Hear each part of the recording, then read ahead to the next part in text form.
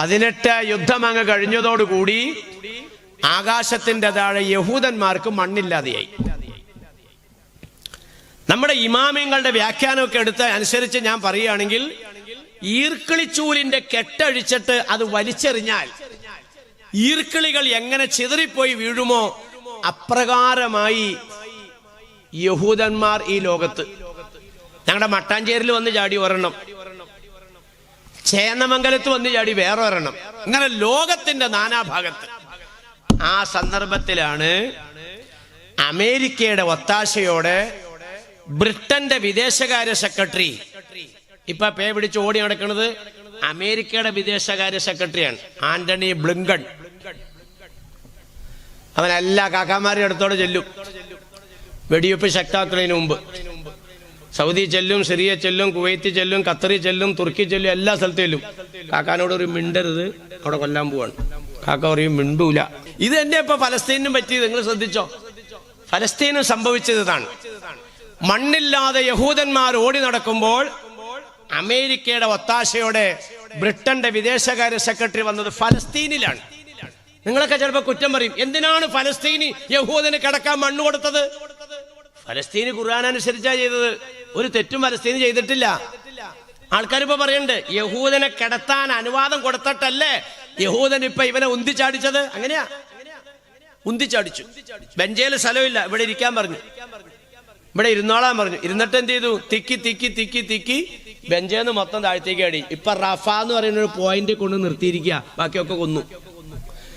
അവിടെ ഉള്ളതിനെ കൊല്ലല്ലേന്ന് ഇപ്പൊ എല്ലാവരും പറയണേ. നീ പോടാന്നാണ് തന്നെയാവ് പറയണേ. ഡെയിലി കൊന്നു. ആർക്കും ഇപ്പൊ ഒരു വാർത്തയൊന്നും അല്ല.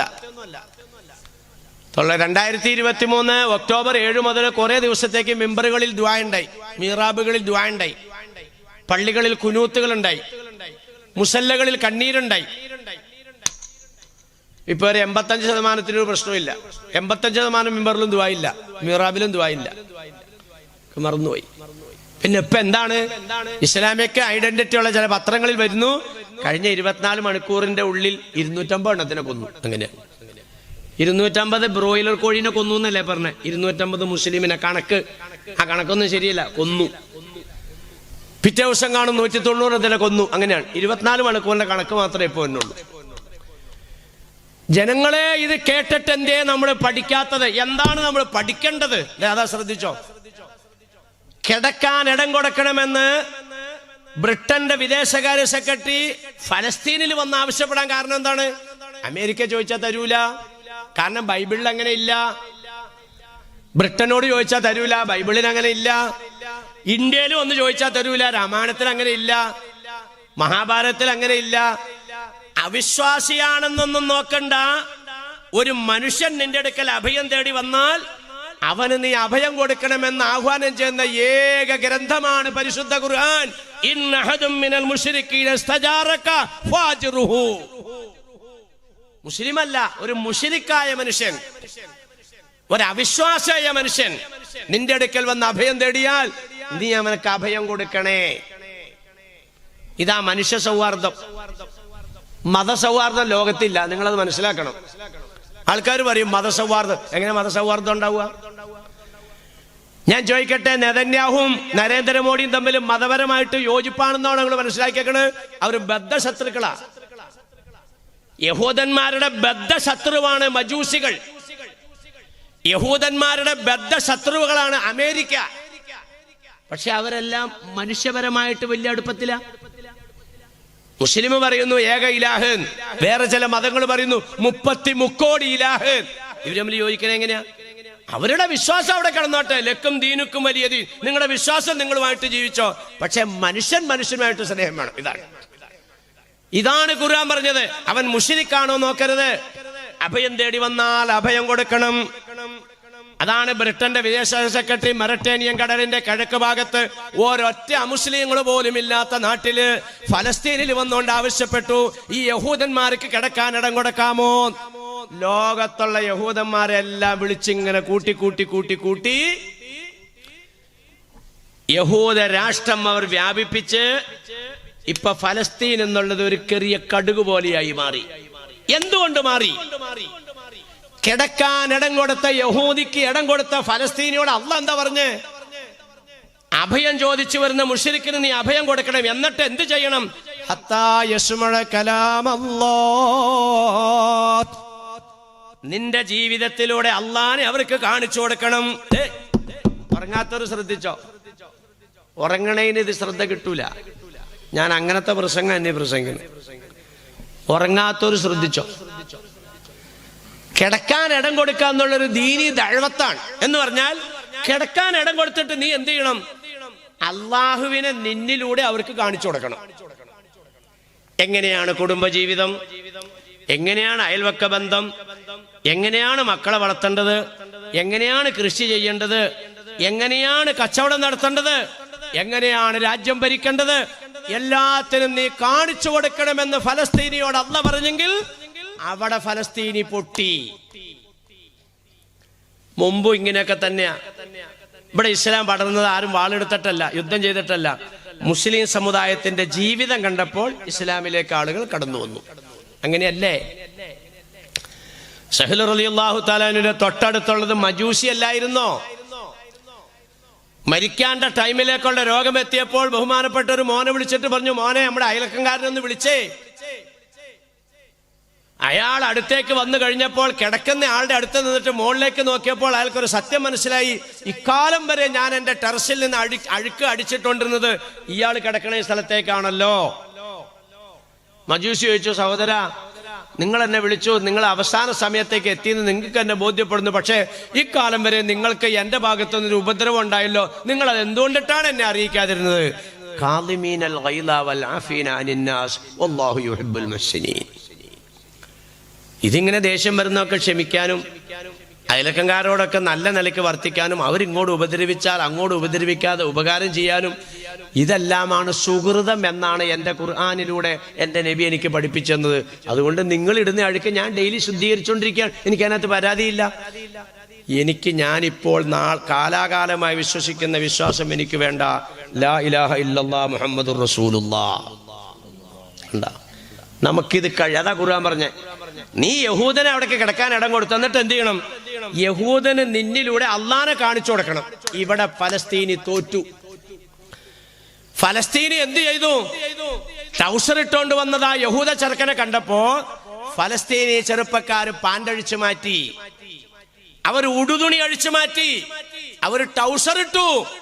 ബഹുമാനപ്പെട്ട സാദാത്യങ്ങൾ, ബഹുമാനപ്പെട്ട ഉലമാക്കൾ, ബഹുമാനപ്പെട്ട ഉമറാക്കൾ അവർ പറഞ്ഞു, മക്കളെ ഇത് യഹൂദന്റെ സംസ്കാരമാണ് കേട്ടോ, ഇത് നിങ്ങൾ അനുകരിക്കരുത്. ഇത് നിങ്ങൾ അനുകരിച്ചാൽ മൻ തശബ്ബഹ ബിഖൗമിൻ ഫഹുവ മിൻഹും, നീ യഹൂദനായി പോവും കേട്ടോ മോനെ.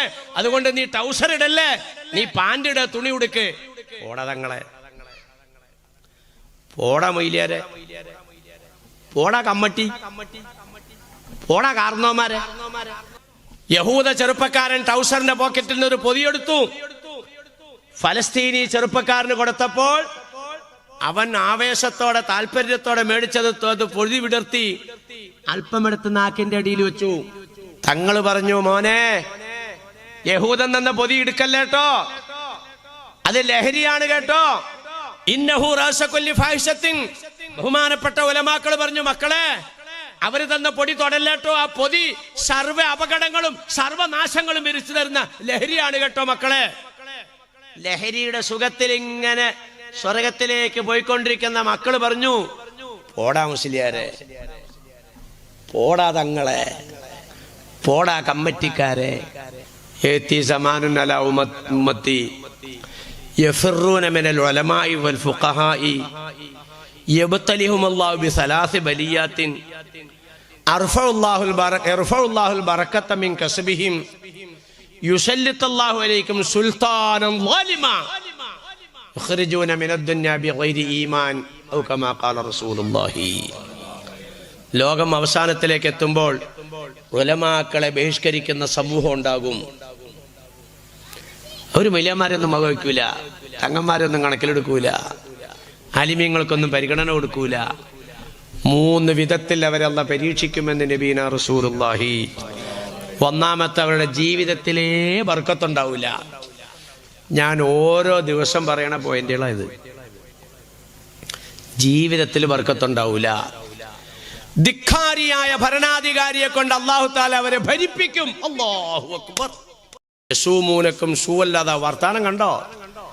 ലോകത്തൊരു മനുഷ്യനും അനുഭവിക്കാത്ത വേദനകളും ദുരിതങ്ങളും ദുരന്തങ്ങളും ആ ഭരണാധികാരിയെ കൊണ്ട് അല്ലാഹു തആല സമൂഹത്തിനെ അനുഭവിപ്പിക്കും. ഫലസ്തീനി അനുഭവിക്കുന്ന പോലെ ലോകത്താരെങ്കിലും അനുഭവിക്കണ്ടോ? നമുക്ക് പാഠമാകണം. ഊരിപ്പിടിച്ച വാളുമായി മുത്തുനബിയെ കൊല്ലാമെന്ന ആളാണ് സയ്യിദന ഉമറുൽ ഫാറൂഖ്. അന്ന് റളിയല്ലാഹു അൻഹു ആയോ? ഇല്ല. എന്താ അടുത്തേക്ക് വന്നിട്ടുണ്ടായത്? വാളങ്ങ് വലിച്ചെറിഞ്ഞു, മുത്തുനബിയുടെ കാൽക്കിലേക്ക് വീണു. ഇല്ലേ? ആ മനസ്സിന് മാറ്റം കൊടുത്ത ശക്തിയുടെ പേരാണ് അല്ലാഹ്. കൊല്ലാൻ വാളുമായി ഊരിത്തന്നവൻ, പിടിച്ച വാളുമായി വന്നവൻ വാള് വലിച്ചെറിഞ്ഞ് കൊല്ലാൻ തയ്യാറായി വന്ന കൊല്ലപ്പെടേണ്ടതായ വ്യക്തിയെ കെട്ടിപ്പിടിച്ചു മുത്തം കൊടുത്തെങ്കിൽ ആ മനസ്സിനെ മാറ്റിയ ശക്തിയുടെ പേരാണ് അല്ലാഹ്. ഫലസ്തീനിക്ക് കടലിലൂടെ നീന്തിയാൽ നേരെ മദീന സൗദി ചെന്ന് കയറാം.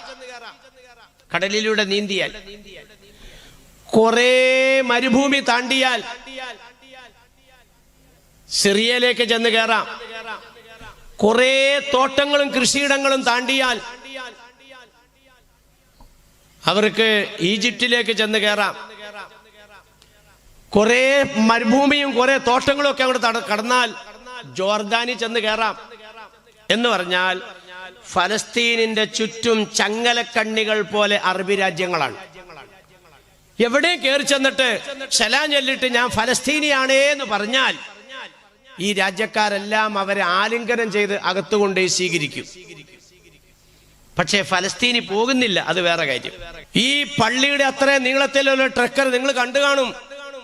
നിങ്ങളുടെ വീട്ടിൽ വന്റെ പത്രത്തിലുണ്ടോന്നൊന്നും എനിക്കറിയില്ല. നിങ്ങൾ വളർത്തുന്ന പത്രങ്ങളൊക്കെ പലതും ചിലപ്പോൾ ഇസ്രായേലിന് പണം കിട്ടുന്ന പത്രമായിരിക്കും. ഒരു ഇസ്ലാമിക് ഐഡന്റിറ്റിയോടുകൂടി ഇറങ്ങുന്ന അവിടുത്തെ ഒരു പത്രത്തിനകത്ത് ഞാൻ കണ്ടതായി പള്ളിയുടെ അത്ര നീളമുള്ളതായ ഒരു വലിയ ട്രക്കർ. അതിന്റെ പ്ലാറ്റ്ഫോമിൽ മനുഷ്യന്മാരെ ഇങ്ങനെ അടക്കിയിരുത്തിയിരിക്കുകയാണ്. അടിയിൽ അടിക്കുറിപ്പ് എഴുതിയിട്ടുണ്ട്. കൈകാലുകൾ ബന്ധിച്ച് കണ്ണുകൾ മൂടിക്കെട്ടി അജ്ഞാത കേന്ദ്രത്തിലേക്ക് ഇസ്രായേലിൽ കൊണ്ടുപോകുന്ന ഫലസ്തീനി പുരുഷന്മാർ. ചുട്ടുപൊള്ളുന്ന മണലാരുണ്യത്തിൽ കിടക്കുന്ന ആ വണ്ടിയിൽ തകരത്തിന്റെ പ്ലാറ്റ്ഫോമില് ആ മനുഷ്യർ നഗ്നരായിട്ടിരിക്കുമ്പോൾ പൊള്ളുന്നതായ ഊര ഒന്ന് മാറ്റിവെക്കാൻ നിങ്ങൾക്ക് കഴിയോ? നിങ്ങളെല്ലാം ഈ കസേരയിൽ അകന്നകന്നിരിക്കുകയാണെങ്കിൽ ഇവരെങ്ങനെ അടുപ്പിച്ചിരുത്തിയിരിക്കുന്ന ഫോട്ടോയാ ഞാൻ കാണുന്നത്. അടുപ്പിച്ചിരുത്തിയിരിക്കുക. ഈ കൈകാലുകൾ ബന്ധിച്ച മനുഷ്യരെ ആ ട്രക്കറിന്റെ അകത്തേക്ക് അതിന്റെ പ്ലാറ്റ്ഫോമിലേക്ക് അങ്ങനെ അടുപ്പിച്ച് കയറ്റി ഇരുത്തിയപ്പോൾ തന്നെ എത്ര വേദന അനുഭവിച്ചിട്ടുണ്ടാവും? കയ്യും കാലും കെട്ടിയ ഒരു മനുഷ്യനെ അതിലേക്ക് എങ്ങനെയാ കയറ്റുക? എങ്ങനെയാ ഇരുത്തുക? ഇനി ഇരുന്നു 2 മണിക്കൂർ നീ വെയിൽ കൊണ്ടാ മതി, നിന്നെ കൊണ്ടേ ആക്കുന്നത് AC റൂമിലേക്കാണ്. അല്ല, അജ്ഞാത കേന്ദ്രം. ചുണ്ടിൽ ടേപ്പൊട്ടിക്കുകയാണ്, കൈകൾ ബന്ധിക്കുകയാണ്, കാലുകൾ ബന്ധിക്കുകയാണ്. വീഡിയോകളൊക്കെ നിങ്ങൾ കണ്ടിട്ടുണ്ടാകും. കടാര കൊണ്ട് പുറത്ത് ഇങ്ങനെ അങ്ങോട്ട് വരയും, അപ്പൊ തോലങ്ങ് പൊളിയും. വീണ്ടും അവിടെ തന്നെ വരയും, മാംസം വിടരും. വീണ്ടും അവിടെ തന്നെ വരയും, നട്ടെല്ലിന്റെ ജോയിന്റുകൾ വിടും. പച്ചയായ മനുഷ്യൻ. യശൂമൂനക്കും ഷൂവല്ലതാ. ലോകത്ത് ഒരു മനുഷ്യനും അനുഭവിക്കാത്ത വേദനയാണ് മുസ്ലിം സമൂഹമാകുന്ന ഫലസ്തീനി ഇസ്രായേലികളെ കൊണ്ടെന്ന് അനുഭവിക്കുന്നത്. കുഞ്ഞുങ്ങളെ പിടിച്ചങ്ങോട്ട് കൊണ്ടുപോയാൽ കടാരയുടെ മന കൊണ്ടിട്ട് അതിന്റെ ഒരു കണ്ണിന്റെ കൃഷ്ണമണി മാത്രം തോണ്ടിയെടുക്കും. കണ്ണിന്റെ ഒരു കൃഷ്ണമണി തോണ്ടുമ്പോൾ ആ കുഞ്ഞ് വിളിക്കുന്നത് ഉമ്മച്ചേന്നാണ്. സഹോദരിമാരെ, ആ വിളി കേൾക്കാൻ അതിന്റെ നൊന്തപറ്റ ഉമ്മ അടുത്തില്ല എങ്കിൽ നിന്റെ ഒക്കത്തിതാ കുഞ്ഞിരിക്കുന്നുണ്ട്, നിന്റെ ഭർതത്തുമ്പിൽ പിടിച്ചോണ്ട് നിന്റെ മോളിരിക്കുന്നുണ്ട്, നിന്റെ മക്കള് നിന്റെ കുടുംബത്തിലുണ്ട്. അല്ലാഹുവേ, എന്റെ ഐഡന്റിറ്റി ആണല്ലോ ഫലസ്തീനിക്കുള്ളത്. എന്താണ് അവരുടെ ഐഡന്റിറ്റി? അവർ അല്ലാഹുവിൽ വിശ്വസിച്ചിരിക്കുകയാണ്. അതാണ് യഹൂദന് പറയാനുള്ള ആരോപണം. ക്രൂരമായി ഇപ്പൊ ആണുങ്ങളെ കൊണ്ടുപോയത് ഞാൻ പറഞ്ഞു, കുഞ്ഞുങ്ങളെ കൊണ്ടുപോയത് പറഞ്ഞു. സഹോദരിമാരുടെ അവസ്ഥ എന്താ മോളെ പറ? ആയിരക്കണക്കിന് പെൺകുട്ടികൾ. ഫലസ്തീനികൾ എന്ത് സൗന്ദര്യമുള്ളവരാണെന്നറിയോ? നിങ്ങൾ കണ്ടില്ലേ കുഞ്ഞുങ്ങളുടെ ജനാസയൊക്കെ എങ്ങനെ കണ്ണീരോടെ എങ്ങനെ പൊക്കി പിടിച്ചോണ്ടിരിക്കണ ചിലര്? എന്താണ് ഇപ്പൊ ആ കുഞ്ഞിന്റെയൊക്കെ അഴക്?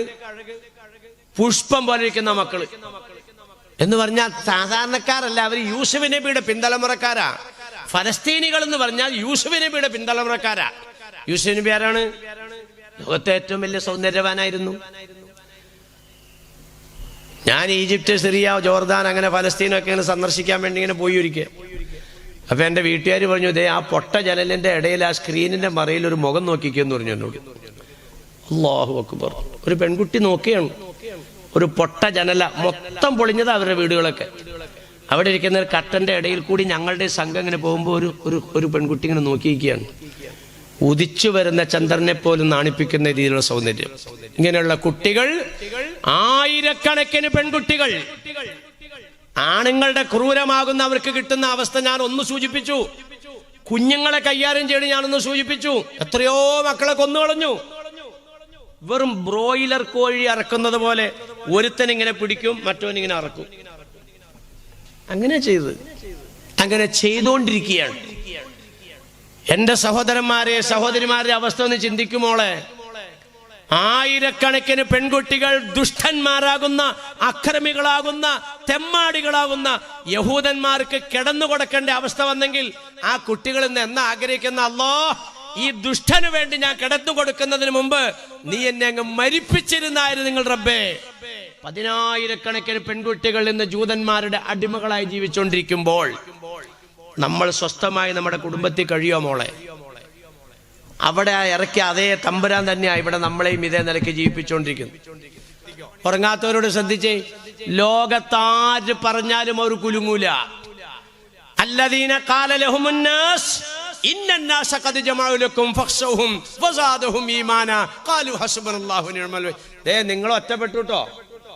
സൗദി അറേബ്യ പറഞ്ഞു നിങ്ങൾ ഒറ്റപ്പെട്ടു, നിങ്ങൾ അവർ പറഞ്ഞ അനുസരിക്കുക. അമേരിക്ക പറഞ്ഞ അനുസരിക്കുക. സിറിയ പറഞ്ഞു, ജോർദാൻ പറഞ്ഞു, ഇറാഖ് പറഞ്ഞു, ഖത്തർ പറഞ്ഞു, എല്ലാവരും പറഞ്ഞു. അമേരിക്ക പറഞ്ഞു, ബ്രിട്ടൻ പറഞ്ഞു, യൂറോപ്പ് എല്ലാവരും പറഞ്ഞു പോടാ. അവര് പറഞ്ഞു പോടാ നീയൊക്കെ നിന്റെ പണിക്ക്. ഞങ്ങളെ അവരെല്ലാവരും കൂടി ചുറ്റി വായിലിടുവോ? എന്നാ ഇട്ടോട്ടെ. സാദത്തുഹും ഈമാന, അവരുടെ ഈമാൻ അങ്ങോട്ട് കൂടിയെന്ന് മാത്രമല്ല, ഹസ്ബുനല്ലാഹ്, അവർ പറഞ്ഞു ഹസ്ബുനല്ലാഹു വനിഅമൽ വകീൽ. ഞങ്ങളെ അവരെല്ലാവരും കൂടെ ചുറ്റിക്കൂട്ടാനാ അല്ലാഹ് നിന്റെ തീരുമാനമാണെങ്കിൽ ചുറ്റിക്കുട്ടിക്കൊന്ന് വായിലിട്ടോട്ടെ. ഉറച്ചു നിൽക്കും, എങ്ങും കൂസൂല. അവർ സർവസ്വവും അള്ളാഹുവിലേക്ക് തവക്കലാക്കും. അങ്ങനെയല്ലേ യഥാർത്ഥത്തിൽ ഈ കാണാവുന്ന കശാപ്പെല്ലാം നടന്നിട്ട് ഇസ്രായേൽ തല കുനിച്ച് വട്ടപൂജയായിട്ട് നിൽക്കുകയല്ലേ? അമേരിക്ക പറയണില്ല ഇനിയെങ്കിലും നിർത്ത്, കാരണം യുവമാരെ കീഴടക്കാൻ പറ്റൂല. അങ്ങനെയല്ലേ ഇപ്പൊ എന്ന് മനസ്സിലാവണത്? എന്നാ അതിപ്പോ എന്തോരം ഉണ്ട്? 42 കിലോമീറ്റർ നീളവും ഒരു 10-12 കിലോമീറ്റർ വീതിയുമുള്ള ഒരു ചെറിയ സ്ഥലത്തിന്റെ അടിയിൽ ഏതോ പൊത്തി കിടക്കുന്ന ഒരു കുറച്ച് ആൾക്കാരെ ഇപ്പൊ പറഞ്ഞത്. അവര് ലോകത്തിനെ വിറപ്പിച്ച് നിൽക്കുകയൊക്കെ അല്ലേ എന്നാ ഞാൻ ചോദിക്കണത്. ഇവിടെ സംഭവിച്ചേക്കണതാണ്. യഹൂദന്മാർ എന്താ ചെയ്യാ? അവര് പട്ടാളം ഒരുങ്ങി അവര് പോകുന്നത് പൗഡർ ഇട്ട് മുടിയൊക്കെ കറുപ്പിച്ച് ഭംഗിയായി ചുണ്ടൊക്കെ ചോമ്പിച്ചാണ് അവര് പോണത്. മറ്റവരെങ്ങനെയാണ്? മറ്റൊരു കൈ കിട്ടുന്നെടുത്തോണ്ടാണ് പോവാണ്. എന്തിനാ മരിക്കാൻ? ഇന്ത്യ രാജ്യത്ത് ജീവിക്കുന്ന നീ, പൗരത്വരേഖ വേറെ ആർക്കും ഉള്ളതല്ല, നിനക്കുള്ളതാ. ഏക സിവിൽ കോഡ് വേറെ ആർക്കും ഉള്ളതല്ല, നിനക്കുള്ളതാണ്. ഉത്തരാഖണ്ഡിൽ കണ്ടില്ലേ, 3% ആദിവാസികളുള്ളൂ, അവർക്ക് ഏക സിവിൽ കോഡ് ബാധകമല്ല. പിന്നെ ആർക്കാണ് ഏക സിവിൽ കോഡ് കൊണ്ടുവന്നത്? ഇവിടുത്തെ ഒരു മതവിഭാഗക്കാരുടെയും പൗരത്വം ഞങ്ങൾ ചോദിക്കുന്നില്ല, ഞങ്ങൾക്ക് വേണ്ട. മുസ്ലിം സമൂഹത്തിന്റെ പൗരത്വരേഖ വേണം. ആർക്കാണ് പൗരത്വരേഖ? നിനക്കാണ്. ആർക്കാണ് ഏക സിവിൽ കോഡ്? നിനക്കാണ്. ആർക്കാണ് തടങ്കൽ പാളയങ്ങൾ? അത് നിനക്കാണ്. എല്ലാം ഇസ്രായേലിനെ കണ്ട് പകർത്തുന്നതാ. ഈ നിലയ്ക്ക് നിന്നെ ഒരു അപകടത്തിലേക്ക് എത്തിച്ചാൽ ഇന്ത്യ രാജ്യത്ത് ജീവിക്കാൻ നിവൃത്തിയില്ലല്ലോ. പാകിസ്ഥാൻ ഇസ്ലാമിക രാജ്യമാണല്ലോ എന്നുള്ള നിലയ്ക്ക് നീ പാകിസ്ഥാനിലേക്ക് അഭയം തേടി അങ്ങോട്ട് കടന്നു ചെന്നാൽ സലാം ചൊല്ലി നിന്നോട് ചോദിക്കും നീ ആരാണ്? ഞാൻ ഇന്ത്യക്കാരനാണ്. അപ്പ തലവിട്ടു. ഇന്ത്യക്കാരനായ നിന്നെ പാകിസ്ഥാൻ കണ്ട അപ്പ തലവിട്ടു. എനിക്ക് ഹജ്ജ് സർവീസ് ഉള്ള ആളാ, ഇന്ത്യ ഗവൺമെന്റിന്റെ ലൈസൻസോട് കൂടിയുള്ള സർവീസ് നടത്തുന്ന ആളാ ഞാൻ. ഹാജിമാരെ കൊണ്ടുപോകുന്നുണ്ട്. പാകിസ്ഥാനികൾ എടുത്തിരിക്കുന്ന ബിൽഡിംഗ് ഞങ്ങൾ എടുക്കൂല. എന്ത്? യാതൊരു മയവും ഒരു ദയവുമില്ലാതെ ഇന്ത്യക്കാരെ കൈകാര്യം ചെയ്യുന്ന ഒരു സ്വഭാവമാണ് ഹറമിൽ ഞങ്ങൾക്ക് അനുഭവപ്പെട്ടേക്കുന്നത്. ഇതാണ് പാകിസ്ഥാൻ. രക്ഷപ്പെടുവോ? ഇന്ന് ഇന്ത്യ ഭരിക്കുന്ന പലരും നിങ്ങളിവിടെ ജീവിക്കേണ്ടവരല്ല, നിങ്ങൾ പാകിസ്ഥാനിലേക്ക് പോകേണ്ടവരാണ്, നിങ്ങൾക്കിവിടെ ഒരു അവകാശമില്ല എന്ന് പറയുന്നുണ്ടെങ്കിൽ അവരെ കൊണ്ട് തിരുത്തി പറയിപ്പിക്കുന്നവന്റെ പേരാണ് അള്ളാഹ്. ഇന്ത്യ രാജ്യത്തിന്റെ സ്വാതന്ത്ര്യത്തിന് ഏറ്റവും മുന്നിൽ നിന്ന് പോരടിച്ച് രക്തം ചിന്തിയത് ഈ സമുദായമാണ്. ഏറ്റവും കൂടുതൽ ഖജനാവിലേക്ക് നികുതി പണം തരുന്നത് ഈ സമുദായമാണ്. ഈ രാജ്യത്തെ പ്രധാനമന്ത്രിമാരെ കൊന്നവർ ഇവരല്ല, രാഷ്ട്രപിതാവിനെ കൊന്നവർ ഇവരല്ല, ഈ രാജ്യത്ത് സ്ഫോടനങ്ങൾ ഉണ്ടാക്കിയവർ ഇവരല്ല, രാജ്യത്തിന് ഒറ്റുകൊടുത്തവർ ഇവരല്ല. ഇവർ ഈ രാജ്യത്ത് താമസിക്കേണ്ടവരാണ്. മറ്റ് മതവിഭാഗങ്ങളെ പോലെ ഇവർക്കും അവകാശമുണ്ട് എന്ന് ഭരിക്കുന്നവരെ കൊണ്ട് പറയിപ്പിക്കുന്നവന്റെ പേരാണ് അല്ലാഹ്. ആ അല്ലാഹു പറയിപ്പിക്കണമെങ്കിൽ ലാ യുഗയ്യിറു മാ ബിഖൗമി മാ ബിഅൻഫുസിഹിം ഇന്നല്ലാഹ ലാ യുഗയ്യിറു മാ ബിഖൗമിൻ. അല്ലാഹു സുബ്ഹാനഹു വ തആല ഒരു സമുദായത്തെ രക്ഷപ്പെടുത്തുകയില്ല. ലാ യുഗയ്യിറു മാ ബിഅൻഫുസിഹിം. നിങ്ങൾ സ്വന്തം തെറ്റുകൾ തിരുത്തി മര്യാദയ്ക്ക് വരാതെ, നമ്മൾ തെറ്റിതിരുത്തി സംശുദ്ധമായ ജീവിതത്തിലേക്ക് വരാൻ തയ്യാറായാൽ അല്ലാഹു സുബ്ഹാനഹു വ തആല നിങ്ങളെ രക്ഷപ്പെടുത്തും. നിങ്ങളെ അല്ലാഹ് രക്ഷപ്പെടുത്തിയില്ലെങ്കിൽ നിങ്ങൾക്ക് രക്ഷപ്പെടാൻ ഒരു മാർഗവുമില്ല. അതാണ് ഫലസ്തീനി. എന്താ പറഞ്ഞത്? ഏറ്റവും കൂടുതൽ ഇന്ന് നിങ്ങൾ എടുത്തു നോക്കിക്കോ, ഏറ്റവും കൂടുതൽ ട്രൗസർ ഇട്ടുകൊണ്ട് നടക്കുന്ന മക്കൾ ആരാ? നിങ്ങൾ നോക്കിക്കോ, നിങ്ങളെടുത്ത് നോക്കിക്കോ. ഏറ്റവും കൂടുതൽ ഈ കേരളത്തിൽ മയക്കുമരുന്ന് ഉപയോഗിക്കുന്ന ആരാ? എനിക്ക് ധൈര്യമായിട്ട് പറയാം, കാരണം ഞാൻ എൻ്റെ നഗ്നമായ എൻ്റെ ചെവികളെ കൊണ്ടിട്ട് നേരിട്ട് കേട്ടതാണ്. ഈ കേരള സംസ്ഥാനത്തെ എക്സൈസ് സർവീസിലെ ഉയർന്നതായ ഒരു ഉദ്യോഗസ്ഥൻ മോളിൽ ചുവന്ന ലൈറ്റുള്ള വാഹനത്തിൽ ബോഡി ഗാർഡോട് കൂടിയാണ് അയാൾ വന്നത്.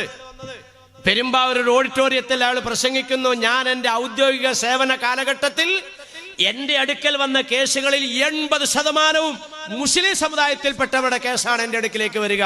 മയക്കുമരുന്ന്, ലഹരി, കടത്ത്. ഇതാരാണ് നിയന്ത്രിക്കുക? പറ്റുമോ? ഉലമാക്കളെ കൊണ്ട് സാധിക്കുമോ? കമ്മിറ്റിക്കാരെ കൊണ്ട് സാധിക്കുമോ?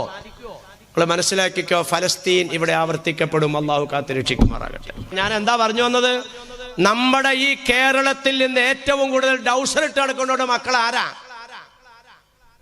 ഏറ്റവും കൂടുതൽ പെണ്ണുങ്ങൾ മുടി കെട്ടിയതുപോലെ മുടി കെട്ടി വെച്ചുകൊണ്ട് നടക്കുന്ന ആൺകുട്ടികൾ ഏത് സമുദായത്തിലാ? ഹിന്ദുവിലാണോ, ക്രിസ്ത്യാനിയിലാണോ, അത് ഈ സമുദായത്തിലാണോ? പൊന്നാർ നബിത്തങ്ങൾ എന്താ പറഞ്ഞത്? തടി, മിടുക്കും, സൗന്ദര്യവും കാശും ഉള്ളതിനെ കെട്ടല്ലേ, കെട്ടിച്ചു കൊടുക്കല്ലേ. മതബോധമുണ്ടോ എന്ന് നിങ്ങൾ അന്വേഷിക്കുക. ആരാണ് അന്വേഷിക്കണത്? പറ. ഇത് കൊടുക്കണമെന്ന് ആവശ്യപ്പെട്ട ഏക മതമല്ല ഇത്. ഒരു ഹിന്ദുവായ പോലീസ് ഓഫീസർ ഇതേ നിലയിൽ ഒരു സമുദായത്തിന്റെ നേതാവിനോട് വിളിച്ചു പറയേണ്ടി വന്നെങ്കിൽ സമുദായം എവിടെ എത്തി? ഏറ്റവും കൂടുതൽ വിവാഹമോചന കേസുകളും കുടുംബ കലഹങ്ങളും കുടുംബ കോടതി ചെന്ന് നോക്ക് ഈ സമുദായത്തിൻ്റെതാണ്. ഏറ്റവും കൂടുതൽ യുക്തിവാദികൾ പെരുകിക്കൊണ്ടിരിക്കുന്നത് ഈ സമുദായത്തിന്റെ. ഇതൊരു ഭയങ്കര പോയിന്റ് കേട്ടോ. ഞാൻ അതേൽ തൊടണില്ല, കാരണം തൊടാനുള്ള ഒരു ശൈലിയിലല്ല കാര്യങ്ങൾ. ഏറ്റവും കൂടുതൽ യുക്തിവാദികൾ, നിങ്ങൾ യുക്തിവാദികളുടെ സംഘടന പോയി എടുത്തു നോക്കിക്കോ. ഏറ്റവും കൂടുതൽ യുക്തിവാദികൾ മുസ്ലിം സമുദായത്തിന്റെ അംഗങ്ങളാണ്. എന്നിട്ട് അവരെന്താ പറയുന്നല്ലോ? ഞാൻ എക്സ് മുസ്ലിമാണ്. അത് അഭിമാനത്തോടെ പറഞ്ഞേ, ഞാൻ മുസ്ലിമിൽ നിന്നും പുറത്തു ചാടിയവനാണ്, പുറത്തു ചാടിയവളാണ്. എന്താണ് കുഴപ്പം? ഇവിടത്തെ ഒരൊറ്റ ഹിന്ദു കുട്ടി, യുക്തിവാദിയിലേക്ക് നമ്മുടെ മക്കൾ പോകാനുള്ള കാരണം ഇതാ. നമ്മുടെ ഈ രാജ്യത്തെ ഒരൊറ്റ ഹിന്ദു കുട്ടി ഒരു യുക്തിവാദി നേതാവിന്റെ നാവിൽ നിന്നും പരിഹസിക്കപ്പെടുന്നില്ല. ശ്രദ്ധിച്ചോളണം നിങ്ങൾ. ഒരൊറ്റ ക്രിസ്ത്യാനി കുട്ടി ഈ രാജ്യത്തെ ഒരു യുക്തിവാദിയുടെ നാവിൽ നിന്നും നാണം കടത്തപ്പെടുന്നില്ല. ആ സ്ഥാനത്ത് മുസ്ലിം കുട്ടികൾ യുക്തിവാദിയുടെ നാവിനാൽ നാണം കെടുകയാണ്. ഇതാ യുക്തിവാദികൾ സമുദായത്തിൽ കൂടുതൽ കയറാൻ കാരണം. പരിഹാരം നമുക്കുണ്ടാക്കാം എന്ന് പറഞ്ഞാൽ ഒരൊറ്റ യുക്തിവാദിയുടെ നേതാവും യേശു ക്രിസ്തു ജാരസന്തതിയാണെന്ന് പറയില്ല. നിങ്ങൾ കേട്ടിട്ടുണ്ടോ? ഇല്ല, പറയില്ല. യഥാർത്ഥത്തിൽ യുക്തിവാദിക്ക് അങ്ങനെ വേണമെങ്കിൽ പറയാൻ പാടില്ലേ? ക്രിസ്ത്യാനികൾ ആദരിക്കുന്ന മറിയം, അവൾ വ്യഭിചാരിണിയാണ്. കാരണം ഭർത്താവില്ലാണ്ടാണ് ഈ യേശു എന്ന് പറയുന്നത് ഇതിനെ പ്രസവിച്ച്. അപ്പോൾ അവൾ വ്യഭിചാരിയല്ലേ? മുസ്ലിമിന് ഇത് പറയാൻ പാടുണ്ടോ? പാടില്ല, പാടേയില്ല. ഇസ്ലാമിൽ നിന്ന് പുറത്തു പോകും. പക്ഷെ യുക്തിവാദിക്ക് ഇങ്ങനെ പറയാൻ പാടില്ലേ? പക്ഷെ യുക്തിവാദി പറയണുണ്ടോ? ഇപ്പൊ ക്രിസ്ത്യാനി കുട്ടി നിവർന്നിരിക്കുകയാണ്. ഒരു ഹിന്ദു കുട്ടി കൃഷ്ണൻ 11,000 പെണ്ണ് കെട്ടിയവനാണ്. ഒരു യുക്തിവാദിയും പറയുന്നത് ഹിന്ദു കുട്ടി കേൾക്കണില്ല. കാരണം എന്താ? യുക്തിവാദി പറയില്ല. രാമൻ കൊലയാളിയാണ്, രാവണനെ കൊന്നത് അവനാണ്. ഒറ്റ യുക്തിവാദിയും പറയില്ല. അപ്പൊ ഹിന്ദു കുട്ടി മാന്യനായി നിൽക്കുകയാണ്. മുസ്ലിം കുട്ടി, നിങ്ങളുടെ നബി 11ാമത്തെ വയസ്സിൽ ആയിഷാനെ കെട്ടിയില്ലടാ, പോട്ടാ, മിണ്ടൂല. സ്വന്തം ജനിച്ച നാട്ടിൽ നിന്നും നിന്റെ നബീനെ നാട്ടുകാർ ആട്ടി ഓടിച്ചില്ലേടാ, മിണ്ടൂല. മുസ്ലിം അല്ലാത്തവരെ കണ്ടാ കൊല്ലണമെന്ന് നിന്റെ ഖുർആനിൽ സൂറത്ത് തൗബയിൽ 5ാമത്തെ ആയത്തിൽ ഇല്ലേടാ. ഫഖ്തുൽ മുശ്രിക്കീന ഹൈസു വജത്തുമൂഹും. ഇവൻ വീട്ടിൽ ചെന്ന് മുസാഫ് എടുത്തു നോക്കും, ഖുർആന്റെ പരിഭാഷ സൂറത്ത് തൗബ എടുക്കും. 5ാമത്തെ ആയത്ത് അമുസ്ലിമിനെ കണ്ണോടുത്ത് വെച്ച് കൊല്ലണം. ഞാൻ എക്സ് മുസ്ലിമാ, ഇസ്ലാമിൽ നിന്ന് പുറത്തുപോയി. ഉണ്ടോ? എന്തിയേ? നമ്മുടെ മക്കൾക്ക് പറയാൻ അറിയില്ല. ഭയങ്കര കുഴപ്പത്തിലേക്ക് പോണേ, ബുദ്ധിയില്ല. അത് തന്നെ പോട്ടെ. പക്ഷെ ഈ മക്കൾക്ക്, നമ്മുടെ മക്കൾക്ക് ചോദിക്കാറില്ല. എടാ, ഈ ഗൾഫ് രാജ്യങ്ങളിലേക്കൊക്കെ പോയി അല്ലടാ നീ കാശുണ്ടാക്കിയത്? ഇസ്ലാമിക രാജ്യമാണടാ സൗദി അറേബ്യ. ഖുർആൻ അവിടുത്തെ ഭരണഘടന. അവിടെ ചെന്ന് നിന്റെ ചേട്ടൻ ഇറങ്ങി എയർപോർട്ടിൽ ചെന്നു, അവിടെ ചെന്നു. പിന്നെ എമിഗ്രേഷൻ ഒക്കെ നടന്ന് നോക്കുമ്പോ നിന്റെ പാസ്പോർട്ടിൽ എഴുതിയിരിക്കുന്നു കുഞ്ഞികൃഷ്ണൻ. മാറിക്കടാ, നീ മുസ്ലിം അല്ല. എടാ, ലോകത്ത് അങ്ങനെ ഉണ്ടായിട്ടുണ്ടോടാ? മുസ്ലിം അല്ലാത്തവരെ കാണുമ്പോ കാണോടത്ത് വെച്ച് കൊല്ലണമെന്ന് പറഞ്ഞെങ്കിൽ ലോകത്ത് എവിടെയെങ്കിലും ഒരു മുസ്ലിം അല്ലാത്ത മനുഷ്യനെ മുസ്ലിം അല്ലാത്തതിന്റെ പേരിൽ കൊല്ലുന്നു എന്ന് പറഞ്ഞു കൊന്നിട്ടുണ്ടോടാ? നേരെ മറിച്ച് നിന്റെ രാജ്യത്ത് എന്താടാ നടക്കണേ? മുസ്ലിം ആയതുകൊണ്ട് മാത്രമല്ലേടാ കൊല്ലണേ? പറ. തിരിച്ചു ചോദിക്കാൻ നമ്മുടെ മക്കൾക്ക് അറിയില്ല. നമ്മുടെ മക്കൾ ആരാവും? ഞാൻ എക്സ് മുസ്ലിമാണ്. എല്ലാത്തിനും ഉത്തരവാദി നമ്മളാ. അപ്പൊ ഞാൻ എന്താ പറഞ്ഞു വന്നത്? യുക്തിവാദി പെരുകുന്നു, കള്ള് പെരുകുന്നു, ഉമ്മാനെ തല്ലണവർ പെരുകുന്നു, വാപ്പാനെ തല്ലണവർ പെരുകുന്നു, ഉലമാക്കള് പറയുന്നത് ധിക്കരിക്കുന്നു. ഈ ഒരവസ്ഥയിലേക്ക് ഫലസ്തീനി ചെന്നെത്തിയപ്പോൾ അല്ലാഹു സുബ്ഹാനഹു വ തആല കൈകാര്യം ചെയ്തു. ഈ കൈകാര്യം ചെയ്യലെന്ന് പറഞ്ഞാൽ എന്താ? കൊലപാതകങ്ങളാണ്, കൊലപാതകങ്ങളാണ്. യഥാർത്ഥത്തിൽ വലിയ അപകടത്തിലേക്ക് രാജ്യം പോണത്. ന്യൂനപക്ഷമാകുന്ന മുസ്ലിം സമൂഹത്തിന്റെ ഉത്തരാഖണ്ഡിലല്ല കണ്ടത്. ചുമ്മാ കയറി പള്ളി അങ്ങ് ആക്രമിച്ചു, മദ്രസയും പൊളിച്ചു, വെടിയങ്ങ് വെച്ചു, 6 കൊന്നു. 60 ആശുപത്രിയിൽ 60 വണ്ടി മറിഞ്ഞ് പരിക്കുപറ്റിയതല്ല, 60 വെടിയേറ്റതാണ്. 600 പേരിൽ കേസ്. ഇത് ഇന്നും അറസ്റ്റ് ചെയ്തിട്ടുണ്ട് കുറെ എണ്ണങ്ങളെ. എന്നിട്ട് നേതാക്കന്മാരെല്ലാവരും കൂടി നിട്ട് പറഞ്ഞു ഇവിടെ ഇപ്പൊ ശാന്തമാണ്. എന്തുകൊണ്ട് ശാന്തം? പാവപ്പെട്ടവരെ പള്ളി പിടിച്ചെടുത്തു, മദ്രസ പിടിച്ചെടുത്തു, അക്രമം ചെയ്തു. എന്ത് ശാന്തം?